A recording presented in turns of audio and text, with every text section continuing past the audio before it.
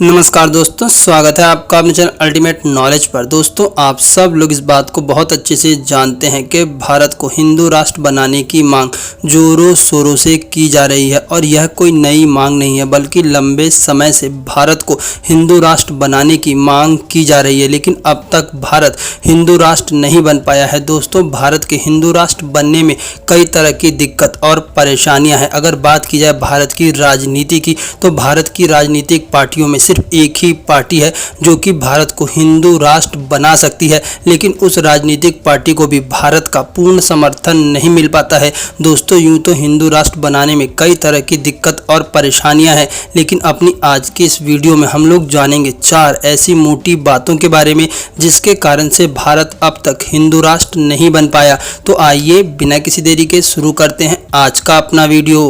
Number 1, जातिवाद। दोस्तों, हिंदू धर्म पर अक्सर इस बात का आरोप लगाया जाता है कि हिंदू धर्म में जातिवाद है। हिंदू धर्म के अंदर व्यक्ति अपने ही लोगों को सम्मान नहीं देता। यहाँ पर हर व्यक्ति अपने आप को बड़ा मानता है और दूसरी जाति के लोगों को छोटा मानता है। दोस्तों, अगर हम लोग जातिवाद के चक्र को पढ़ें और इसे समझने की कोशिश करें, तब यह बात हमें अच्छे से समझ में आ जाएगी कि भारत के अंदर जो आज वर्तमान में जातिवाद है, एक्चुअली में इस जातिवाद की शुरुआत कभी भी भारत के अंदर नहीं रही थी और न ही धर्मशास्त्रों में इस प्रकार के जातिवाद की बात कभी कही गई थी। दोस्तों, ऐसा नहीं है कि जातिवाद सिर्फ और सिर्फ हिंदू धर्म में ही है, बल्कि मुस्लिम धर्म के अंदर भी जातिवाद है। लेकिन मुस्लिम समाज कभी भी धर्म से ऊपर जाति को नहीं मानता। दोस्तों, एक कहावत बहुत पुरानी है कि कंधों से ऊंची छाती नहीं होती और धर्म से बड़ी कोई जाति नहीं होती। दोस्तों, मुस्लिम समाज इस बात को बहुत अच्छे से फॉलो करता है। जब भी धर्म की बात आती है तो मुस्लिम समाज हमेशा ही जाति से ऊपर उठ करके धर्म को महत्व देता है, लेकिन हिंदू समाज हमेशा ही धर्म से पहले जाति को महत्व देता है।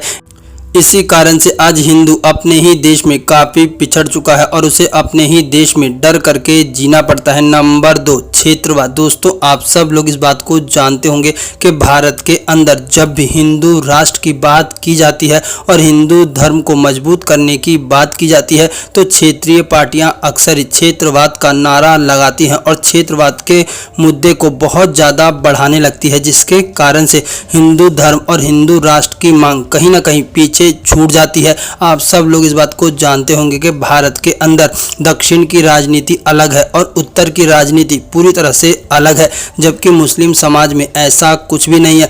मुस्लिम समाज के लिए चाहे वो दक्षिण में भारत में रहने वाला मुसलमान हो या फिर उत्तर भारत में रहने वाला मुसलमान हो, मुस्लिम समाज हमेशा ही खुद को एकजुट कर करके रखता है और हमेशा धर्म के साथ चलता है। लेकिन हिंदू समाज में ऐसा बिल्कुल भी नहीं है।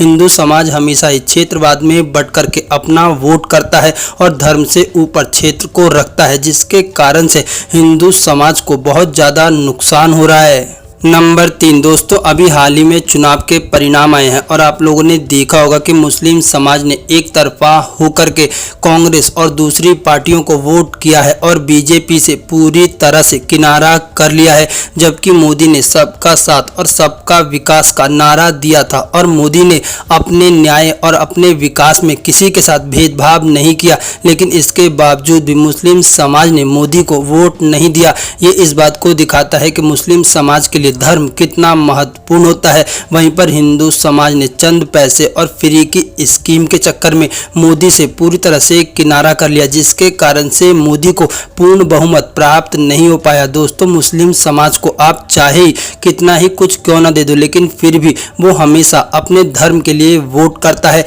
जबकि हिंदू समाज को अगर थोड़ा सा भी लालच दे दिया जाए तो वो अपने धर्म को भूल जाता है और यही हिंदू के पतन का सबसे बड़ा कारण है। नंबर 4, भाषावाद। दोस्तों, भारत में कई तरह की भाषाएं बोली जाती है और हर क्षेत्र के लोगों के लिए उनकी भाषा बहुत ज़्यादा महत्वपूर्ण मानी जाती है। दोस्तों, किसी भी राष्ट्र के विकास के लिए एक भाषा का होना बहुत ज़्यादा जरूरी होता है। जब भी हिंदी को भारत की राष्ट्रभाषा बनाने की बात की जाती है, तब इसका क्षेत्रीय पार्टी विरोध करने लगती है। अगर भारत के हर राज्य में एक भाषा हो और भारत के हर राज्य के लोग एक भाषा को अच्छे से सीख ले और उसी को अपनी प्राथमिक भाषा बना ले, तब दिल्ली से कही गई बात कन्याकुमारी और कश्मीर तक सीधे पहुंच जाएगी। लेकिन ऐसा बिल्कुल भी नहीं है। आज भारत के अंदर हर क्षेत्र में लोग अपनी भाषा को महत्व देते हैं और भाषा का यह जंजाल कहीं ना कहीं भारत को बहुत ज़्यादा चोट पहुंचा रहा है। जब भी भारत को मजबूत और सुदृढ़ करने की बात की जाती है,